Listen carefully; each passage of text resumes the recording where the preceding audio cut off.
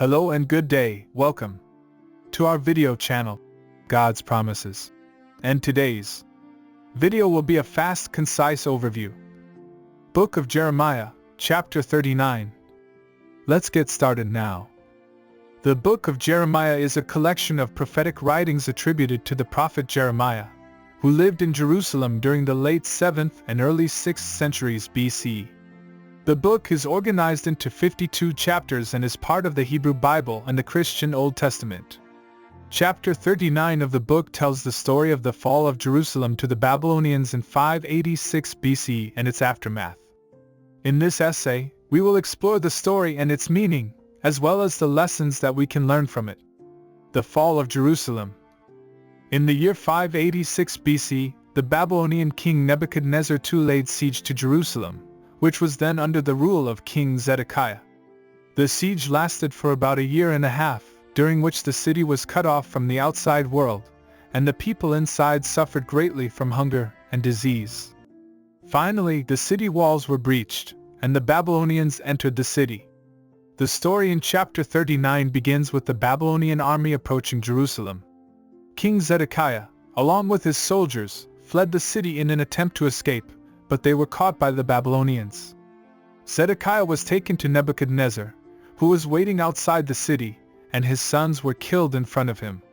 After this, Zedekiah's eyes were put out, and he was taken to Babylon as a prisoner.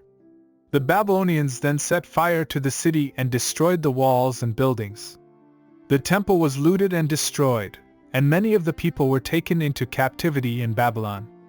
Only a few poor people were left behind in the city. The story of the fall of Jerusalem in chapter 39 of the book of Jeremiah is a powerful example of the consequences of disobedience and rebellion against God. The people of Jerusalem had been warned by the prophet Jeremiah that their disobedience and idolatry would lead to their downfall. However, they refused to listen and continued to worship false gods and oppress the poor. The Babylonian conquest of Jerusalem was God's judgment on the people for their disobedience.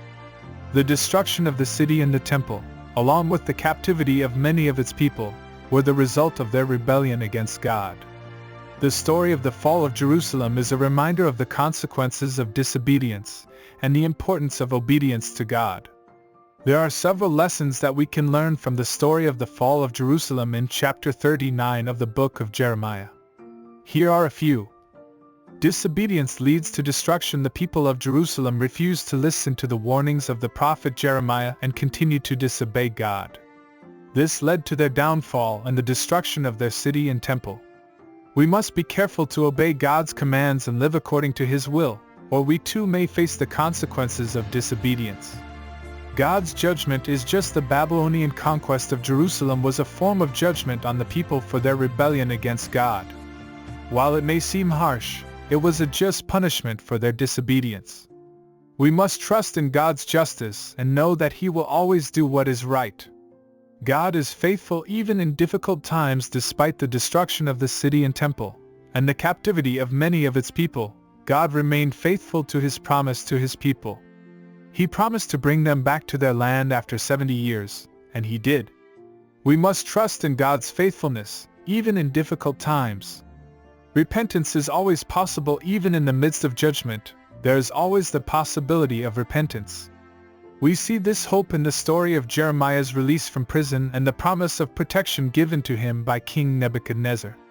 This shows us that even in the darkest of times, God is still in control and has the power to intervene on behalf of His people.